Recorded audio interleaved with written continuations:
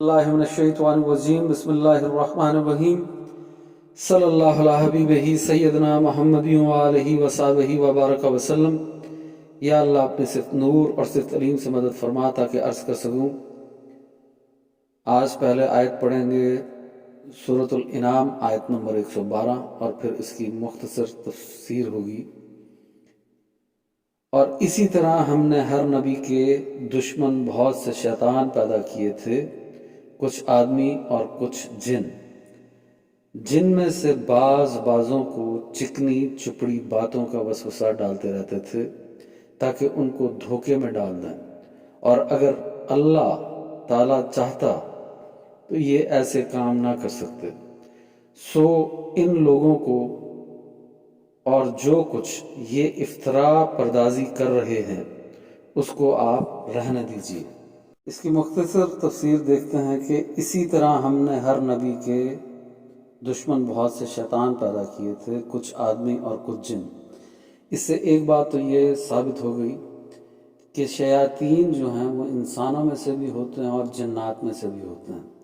جیسے کہ ہم جانتے ہیں کہ جو بڑا جن ہے، جو بڑا شیطان ہے ابلیس، وہ تو جنوں میں سے ہے اور اس کا قرآن میں بھی ذکر ہے کہ وہ جنوں میں سے ہے۔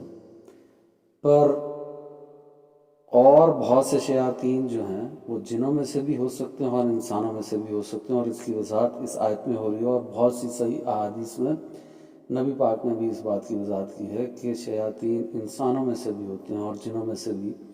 انسانوں میں سے شیاطین کیسے؟ جیسے فرعون، جیسے نمرود، جیسے ابو جہل، جیسے ابو لہب، جیسے شداد، یہ سب وہ شیاطین ہیں جو انسانوں میں سے ہیں۔ ایک اور بات اس آیت میں دیکھیں، اور اسی طرح ہم نے ہر نبی کے دشمن بہت سے شیطان پیدا کیے تھے۔ اس سے یہ ثابت ہوا کہ جو بھی کسی بھی نبی کا، رسول کا دشمن ہوگا، اللہ کے نزدیک وہ شیطان ہے۔ جو بھی اللہ کے نبی کے شان میں گستاخی کرے گا، اللہ کے نزدیک وہ شیطان کا درجہ رکھتا ہے۔ اعتراض اس میں ہو سکتا ہے، اور اسی طرح ہم نے ہر نبی کے دشمن بہت سے شیطان پیدا کیے تھے، تو ہر نبی کے دشمن بہت سے شیطان کیوں پیدا کر دیے؟ اللہ نے خود سے پیدا کیوں کر دیے؟ تو اس کا جواب یہ ہے کہ ٹیسٹ کے لیے پیدا کیے، آزمائش کے لیے پیدا کیے۔ اللہ جیسے قرآن میں فرماتا ہے کہ ہم نے انسانوں اور جنوں کو اپنی عبادت کے لیے پیدا فرمایا، ایسے ہی قرآن میں فرماتا ہے ہم نے انسانوں اور جنوں کو آزمائش کے لیے پیدا فرمایا، اور سب سے زیادہ آزمائش اللہ انبیاء اور رسولوں سے لیتا ہے، تو آزمائش کے لیے اور ٹیسٹ کے لیے اللہ نے ان کے دشمنوں کو پیدا کیا۔ اور ذرا غور کریں تو اس میں ایک اور اعتراض بھی ہو سکتا ہے، اور اسی طرح ہم نے ہر نبی کے دشمن بہت سے شیطان پیدا کیے تھے، کچھ آدمی اور کچھ جن۔ تو ان آدمیوں کا اور ان جنوں کا کیا قصور جن کو اللہ نے پیدا ہی شیطان کر دیا؟ ان کے پاس تو کوئی اختیار ہی نہیں ہے، نہ وہ اپنے اختیار سے نیکی کر سکتے ہیں نہ گناہ کر سکتے ہیں۔ پھر جنت کیا، پھر دوزخ کیا، پھر حساب کتاب کیا؟ یہ سارا معاملہ تو ختم ہو جائے گا جب اللہ نے ان کو پیدا خود ہی شیطان کر دیا ہے۔ تو اس کا جواب یہ ہے کہ اللہ نے ان کو نیک جن اور نیک انسان ہی پیدا کیا تھا، انہوں نے اختیار کو استعمال کیا اور خود برے کام کیے اور حد سے بڑھ گئے اور شیطان بن گئے، تو اللہ نے ان کو در حقیقت شیطان پیدا نہیں کیا۔ اس جواب پہ کوئی اعتراض کر سکتا ہے کہ اللہ پاک تو اس آیت میں فرما رہا ہے کہ ہم نے ان کو شیطان پیدا کیا ہے، یعنی پیدا ہی شیطان کیا ہے۔ تو اس کا جواب یہ ہے کہ اللہ پاک اپنے علم سے جانتا تھا کہ جب میں ان کو نیک جن اور نیک انسان بنا کے پیدا کروں گا، یہ اپنے اختیار سے حد سے بڑھیں گے اور شیطان بن جائیں گے، تو اللہ نے اپنے علم سے پہلے ہی جان لیا کہ انہوں نے شیطان بننا ہے۔ تو اللہ نے اس آیت میں فرما دیا کہ ہم نے ان کو شیطان پیدا کیا، در حقیقت ان کو شیطان پیدا نہیں کیا بلکہ اپنے علم سے جان لیا اور اس علم کا اظہار کر دیا اس آیت میں۔ سوالوں کے جواب کے بعد اب اس آیت کی تفسیر شروع کرتے ہیں۔ یعنی آج اگر شیاطین جن و انس متفق ہو کر تمہارے مقابلے میں ایڑی چوٹی کا زور لگا رہے ہیں تو گھبرانے کی کوئی بات نہیں ہے، یہ کوئی نئی بات نہیں ہے جو تمہارے ہی ساتھ پیش آ رہی ہو۔ ہر زمانے میں ایسا ہی ہوتا آیا ہے کہ جب کوئی پیغمبر دنیا کو راہ راز دکھانے کے لیے اٹھا تو تمام شیطانی قوتیں اس کے مشن کو ناکام کرنے کے لیے کمر بستہ ہو گئیں۔ بھی ایسا ہی ہوتا ہے، جب کوئی حق کی تبلیغ کرتا ہے، حق بات بیان کرتا ہے، تو لوگ اس کے پیچھے پڑ جاتے ہیں، اس کے خلاف باتیں کرتے ہیں اور اس کے مشن کو ناکام کرنے کی کوشش کرتے ہیں۔ آگے چلتے ہیں اور مزید دیکھتے ہیں اس کی تفسیر کیا ہے۔ خوش آئند باتوں سے مراد وہ تمام چالیں اور تدبیریں اور شکوک و شبہات و اعتراضات ہیں جن سے یہ لوگ عوام کو داعی حق اور اس کی دعوت کے خلاف بھڑکانے اور اکسانے کا کام لیتے ہیں۔ پھر ان سب باتوں کو بحیثیت مجموعی دھوکے اور فریب سے تعبیر کیا گیا ہے، کیونکہ حق سے لڑنے کے لیے جو ہتھیار بھی مخالفین حق استعمال کرتے ہیں وہ نہ صرف دوسروں کے لیے بلکہ خود ان کے لیے بھی حقیقت کے اعتبار سے محض ایک دھوکہ ہوتے ہیں، اگرچہ بظاہر وہ ان کو نہایت مفید اور کامیاب ہتھیار نظر آتے ہیں۔ یہ حقیقت بھی اچھی طرح ذہن نشین ہو جانی چاہیے کہ قرآن کی روح سے اللہ تعالیٰ کی مشیت کہتے ہیں اس کے ارادے کو، اس کے اذن کو، اس کی اجازت کو، اس کی مرضی کو۔ تو اللہ تعالیٰ کی مشیت اور اس کی رضا میں بہت بڑا فرق ہے۔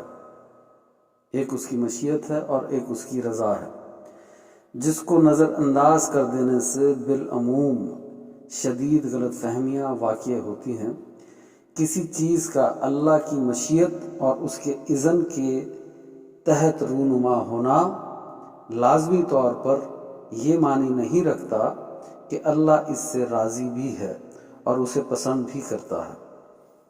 دنیا میں کوئی واقعہ کبھی صدور میں نہیں آتا جب تک اللہ اس کے صدور کا اذن نہ دے اور اپنی عظیم الشان اسکیم میں اس کے صدور کی گنجائش نہ نکالے اور اسباب کو اس حد تک مسید نہ کر دے کہ وہ واقعہ صادر ہو سکے۔ کسی چور کی چوری، کسی قاتل کا قتل، کسی ظالم و مفسد کا ظلم و فساد اور کسی کافر و مشرک کا کفر و شرک اللہ کی مشیت کے بغیر ممکن نہیں ہے۔ یہ جو بات ابھی میں نے پڑھی ہے اس کا معنی ہے کہ کوئی چور چوری نہیں کر سکتا، کوئی قاتل قتل نہیں کر سکتا، کوئی ظالم ظلم نہیں کر سکتا، کوئی شرابی شراب نہیں پی سکتا، کوئی زانی زنا نہیں کر سکتا جب تک اس میں اللہ کا ارادہ شامل نہ ہو، جب تک اللہ اس کا اذن یا اس کی اجازت نہ دے۔ اب اس پہ بڑا اعتراض پیدا ہو جائے گا کہ اللہ کیسے ارادہ کرے گا کسی گناہ کا؟ تو اس کا جواب یہ ہے کہ اختیار کی بات ہمیں نہیں سمجھ میں آئی۔ پہلے اختیار کو سمجھ لینا چاہیے۔ اختیار کیا ہے؟ اختیار یہ ہے کہ ہمیں اللہ نے اختیار دیا کہ یہ نیکی ہے، یہ گناہ ہے، اپنی مرضی سے جو چاہے کرو۔ تو اگر مجھے زبردستی گناہ سے روک دیا جائے تو پھر تو اختیار ہی باقی نہیں رہے گا، اور اگر مجھ سے زبردستی نیکی کرا دی جائے تو پھر بھی اختیار باقی نہیں رہے گا۔ تو جب شیاطین یا گنہگار لوگ اپنے اختیار سے گناہ کرتے ہیں تو اللہ در حقیقت اپنے ارادے سے ان کو اجازت دے دیتا ہے تاکہ وہ گناہ کریں، اور اسی گناہ پہ پھر ان کی آخرت میں پکڑ ہوگی۔ یہ نہیں کہ وہ اس گناہ کو پسند کرتا ہے تو اجازت دے دیتا ہے، بلکہ ان کو اختیار دے رکھا ہے اس لیے اجازت دے دیتا ہے۔ آگے دیکھتے ہیں، اور اسی طرح کسی مومن اور کسی متقی انسان کا ایمان اور تقوی بھی مشیت الہی کے بغیر محال ہے۔ کوئی متقی نہیں بن سکتا، کوئی ایمان نہیں لا سکتا جب تک اللہ کا ارادہ نہ ہو۔ دونوں قسم کے واقعات یکساں طور پر مشیت کے تحت رونما ہوتے ہیں، مگر پہلی قسم کے واقعات سے اللہ راضی نہیں ہے، یعنی جو گناہ کر رہا ہے اس سے اللہ راضی نہیں ہے۔ وہ ہو رہے تو اللہ کی مشیت سے ہیں، اس کے ارادے سے ہیں، پر اللہ ان سے راضی نہیں ہے۔ اللہ گناہوں سے راضی نہیں ہوتا، اور اس کے برعکس دوسری قسم کے واقعات کو اس کی رضا اور اس کی پسندیدگی و محبوبیت کی سند حاصل ہے، اگرچہ آخرکار کسی خیر عظیم ہی کے لیے فرما روائے کائنات کی مشیت کام کر رہی ہے، لیکن اس خیر عظیم کے ظہور کا راستہ نور و ظلمت، خیر و شر اور صلاح و فساد کی مختلف قوتوں کے ایک دوسرے کے مقابلے میں نبرد آزما ہونا ہی سے صاف ہوتا ہے۔ اس لیے اپنی بزرگ تر مصلحتوں کی بنا پر وہ طاعت اور معصیت، ابراہیمیت اور نمرودیت، موسویت اور فرعونیت، آدمیت اور شیطانیت دونوں کو اپنا کام کرنے کا موقع دیتا ہے۔ کیوں موقع دیتا ہے؟ کیونکہ دونوں کو اختیار دے رکھا ہے نا، انسانوں کو بھی اختیار ہے، جنوں کو بھی اختیار ہے، شیطانوں کو بھی اختیار ہے، اختیار دے رکھا۔ اس لیے اس نے اپنی ذی اختیار مخلوق جن و انسان کو خیر اور شر میں سے کسی ایک کے انتخاب کر لینے کی آزادی عطا کر دی ہے۔ جو چاہے اس کارگاہ عالم میں اپنے لیے خیر کا کام پسند کر لے اور جو چاہے شر کا کام پسند کر لے۔ دونوں قسم کے کارکنوں کو جس حد تک خدائی مصلحتیں اجازت دیتی ہیں اسباب کی تائید نصیب ہوتی ہے، لیکن اللہ کی رضا اور اس کی پسندیدگی صرف خیر ہی کے لیے کام کرنے والوں کو حاصل ہے۔ جو خیر کے کام کرتے ہیں، نیکی کے کام کرتے ہیں، صرف اللہ انہی سے راضی ہوتا ہے، اور اللہ کو محبوب یہی بات ہے کہ اس کے بندے اپنی آزادی انتخاب سے فائدہ اٹھا کر خیر کو اختیار کریں، نہ کہ شر کو۔ اس کے ساتھ یہ بات اور سمجھ لینی چاہیے کہ جو اللہ تعالیٰ دشمنان حق کی مخالفانہ کارروائیوں کا ذکر کرتے ہوئے اپنی مشیت کا بار بار حوالہ دیتا ہے، اس سے مقصود دراصل نبی صلی اللہ علیہ وسلم کو اور آپ کے ذریعے سے اہل ایمان کو یہ سمجھانا ہے کہ تمہارے کام کی نوعیت فرشتوں کے کام کی سی نہیں ہے، جو کسی مزاحمت کے بغیر احکام الہی کی تعمیل کر رہے ہیں، بلکہ تمہارا اصل کام شریروں اور باغیوں کے مقابلے میں اللہ کے پسند کردہ طریقے کو غالب کرنے کے لیے جد و جہد کرنا ہے۔ یہ ہوا کہ یہ نہیں کہ آپ کو فرشتوں کی طرح آسانی مل جائے گی، کوئی مزاحمت کرنے والا نہیں ہوگا، کوئی روکنے ٹوکنے والا نہیں ہوگا، آسانی سے آپ نیکیاں کر لیں گے اور حق کی تبلیغ کر لیں گے۔ حق کے راستے میں بہت ساری تکلیفیں آئیں گی، بہت ساری مشکلات آئیں گی، ان پہ صبر کرنا ہوگا، اس کے لیے جد و جہد کرنی ہوگی، کوشش کرنی ہوگی، پھر آپ اپنے مشن میں کامیاب ہو سکیں گے، ورنہ ممکن نہیں ہے۔ یہ کہہ دینا کہ جی حضور کی شان میں گستاخی ہو گیا ہے تو اللہ بدلہ خود لے لے گا، اللہ بدلہ لینے کے لیے کافی ہے۔ بہرحال اس کام کے لیے اللہ نے ہمیں بھیجا ہے کہ ہم ان کو پیار سے سمجھائیں، اخلاق سے سمجھائیں، تبلیغ کر کے سمجھائیں۔ جب وہ ان ساری باتوں سے نہ سمجھیں تو وہ لاتوں کے بھوت ہیں، باتوں سے نہیں مانیں گے، پھر ذرا ان کو تلوار سے سیدھا کریں۔ اللہ اپنی مشیت کے تحت ان لوگوں کو بھی کام کرنے کا موقع دے رہا ہے جنہوں نے اپنی سعی و جہد کے لیے خود اللہ سے بغاوت کے راستے کو اختیار کیا ہے، اور اسی طرح وہ تم کو بھی جنہوں نے طاعت و بندگی کے راستے کو اختیار کیا ہے کام کرنے کا پورا موقع دیتا ہے، اگرچہ اس کی رضا اور ہدایت و رہنمائی اور تائید و نصرت تمہارے ہی ساتھ ہے، کیونکہ تم اس پہلو میں کام کر رہے ہو جسے وہ پسند کرتا ہے۔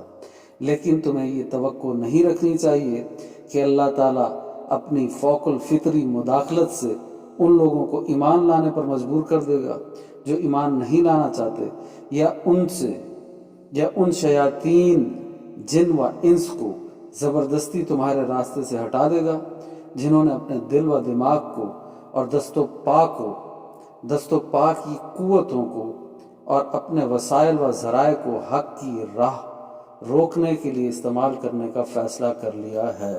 مطلب یہ ہوا کہ اب کوئی یہ سوچنا شروع کر دے کہ اللہ شیاطین کو خود ہی قابو کر لے گا، اسلام کے جو دشمن ہیں ان کو خود ہی قابو کر لے گا، شریر جنوں اور انسانوں کو بھی خود قابو کر لے گا، تو اب آپ ہاتھ پہ ہاتھ رکھ کے بیٹھے رہیں اور کہتے رہیں جی اللہ ہر چیز پہ قادر ہے، وہ خود ہی مسلمانوں کے حالات ٹھیک کر دے گا۔ نہیں، ایسا نہیں ہے، وہ ہر چیز پہ بے شک قادر ہے، پر مسلمانوں کو خود کوشش کرنی ہوگی، خود جہاد کرنا ہوگا، خود یہ سارے کام اپنے ہاتھ میں لینے ہوں گے، اور یہی کام کرنے کے لیے اللہ نے بھیجا ہے۔ اس لیے نہیں بھیجا کہ آپ اللہ پہ چھوڑ کے بیٹھ جائیں کہ جی یہ خود بخود ایمان لے آئیں گے، یہ خود بخود نیک اعمال کر لیں گے، خود بخود گناہوں سے بچ جائیں گے، بلکہ ہم نے اس کی تبلیغ کرنی ہے، ہم نے ان تک حق کا پیغام پہنچانا ہے۔ جو دین کے دشمن ہیں، اسلام کے دشمن ہیں، مسلمانوں کے دشمن ہیں اور ان سے جنگیں کرتے رہتے ہیں، ان سے لڑتے رہتے ہیں، ان کے ساتھ جہاد بھی ہم نے کرنی ہے، اللہ نے نہیں کرنی۔ یہ سارے کام ہمارے ذمہ ہیں۔ تم نے واقعی حق اور نیکی اور صداقت کے لیے کام کرنے کا عزم کیا ہے، ارادہ کیا ہے، تو تمہیں باطل پرستوں کے مقابلے میں سخت کشمکش اور جد و جہد کر کے اپنی حق پرستی کا ثبوت دینا ہوگا، ورنہ معجزوں کے زور سے باطل کو مٹانا اور حق کو غالب کرنا ہوتا تو تمہاری ضرورت ہی کیا تھی؟ اللہ اگر خود ہی اپنی طاقت سے، قدرت سے ہر کسی کو چاہتا تو مسلمان کر دیتا، کوئی کافر ہی نہ ہوتا، کوئی شیطان ہی نہ ہوتا، سب کو خود ہی سیدھا کر لیتا۔ یہ کام تو ہمارے ذمہ ہے۔ اللہ خود ایسا انتظام کر سکتا تھا، دنیا میں کوئی شیطان نہ ہوتا اور کسی شرک و کفر کا ظہور اور امکان نہ ہوتا۔ آخر میں بس اتنا عرض کرنا ہے کہ نیک لوگوں کا خالق بھی اللہ ہے اور گنہگاروں کا خالق بھی اللہ ہے۔ انبیاء کا خالق بھی وہی ہے اور شیاطین اور جنات کا خالق بھی وہی ہے۔ نیکی کا خالق بھی وہی ہے اور بدی کا خالق بھی وہی ہے۔